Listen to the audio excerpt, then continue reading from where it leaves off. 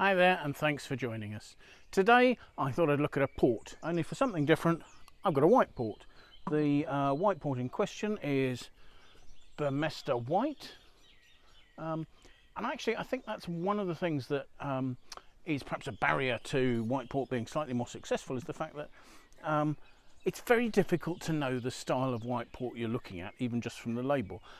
Is this going to be dry? Is it going to be sweet? I mean, there is a designation for a sweeter wine, Lagrima, but it doesn't appear on this label.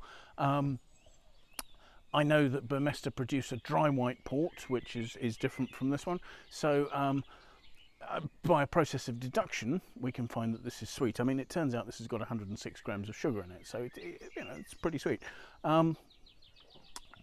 So not only the style, but also the quality of white port can vary fairly dramatically as well. I mean, you'll get some that are simply produced to use in mixers in cocktails with sort of with a soda or something to make a long drink, whereas others, this one for instance, ages for 3 years in oak just to give a bit of complexity, and then you've got some long aged white port. So the style can vary enormously, and there's not a lot of information on the labels that necessarily tells you where in the spectrum an individual wine will be.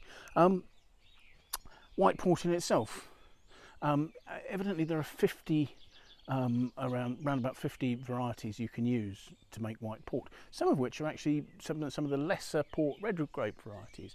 So obviously pressed and the juice fermented without the skins so as to avoid colour. But I mean, the key varieties are things like Malvasia Fino, Guvio, so reasonable quality white grape varieties, but things like Codega, Bicao, really quite obscure grape varieties, to the extent that, I mean, even the technical sheet on this particular wine simply said traditional port grape varieties. So there's not a focus on that, and I suppose some of the oxidative style of this sort of actually rather negates the varietal side of things. But yeah, so what have we got? We've got a fortified wine that's at 19.5% alcohol. I should perhaps talk about Burmester. Burmester as a producer actually sort of specialised to an extent in white ports. As I've detailed, they have a dry, and this is a sweeter style, but also they do some aged ones. There's a 10, a 20, a 30 and a 40-year-old white port. So those are right at the sort of top of the quality spectrum as far as white port is concerned. Burmester are quite a historic house. Its foundation comes around 1730 when Henry Burmester and John Nash started a company to trade cereals in Oporto. Within 20 years they'd moved to Vila Nova de Gaia, the port producing centre, and were exporting port to both to Britain and to the rest of Europe.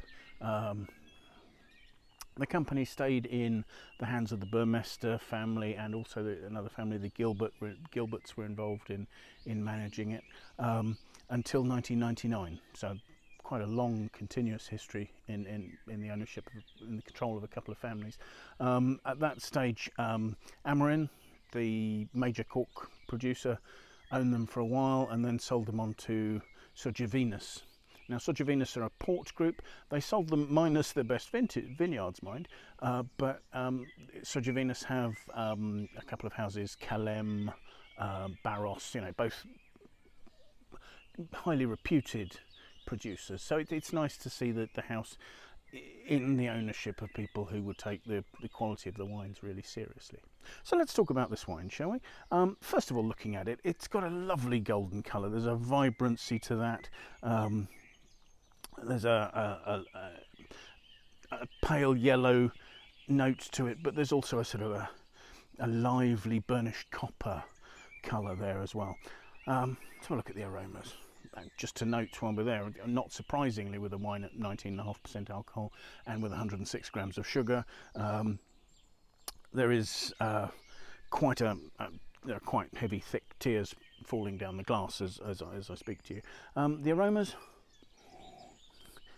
are, quite high-toned, quite confected. There's a sort of an almost rancio note of dried peel to them. There's a richness of I suppose almost sort of an apricotty richness with honeyed notes, but there's then a slight spiritiness over the top as well. So it doesn't feel completely together, to be honest. You know, as I say, there's that slight confected high tone note that's not completely harmonious. But let's taste it.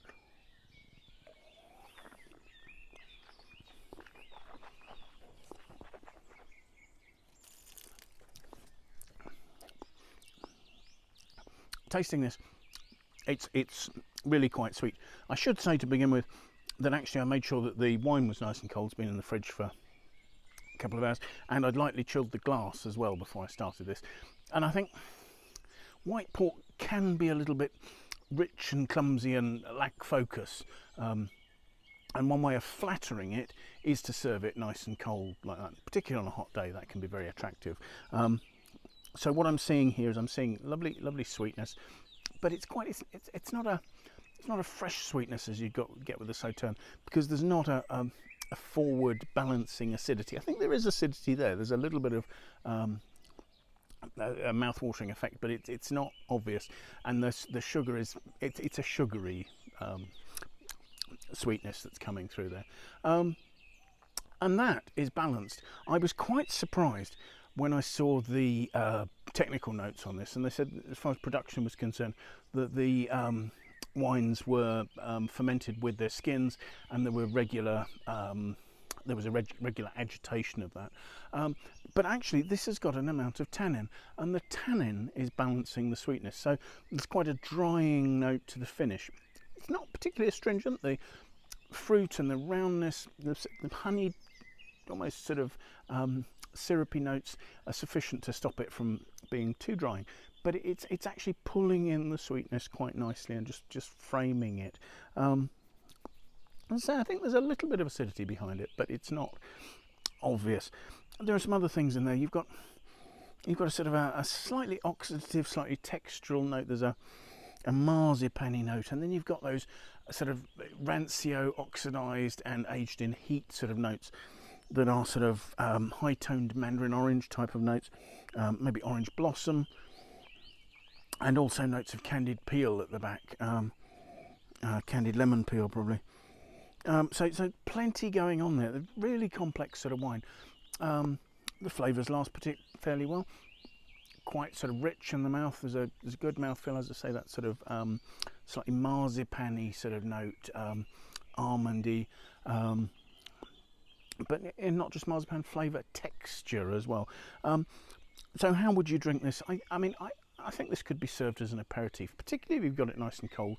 It would work with sort of rich dishes in much the same way that something like a Vendu Naturel Muscat would do from the south of France, because you've got that sort of quite forward sweetness that would work with relatively fatty foods quite well. And as long as you've got enough freshness, particularly from it being lovely and cold, this would match, quite a wide range of dishes. I mean, it could go with sweet foods, obviously, but also sort of nutty notes as well. The sort of the structure of it would work nicely with that. So something a little different.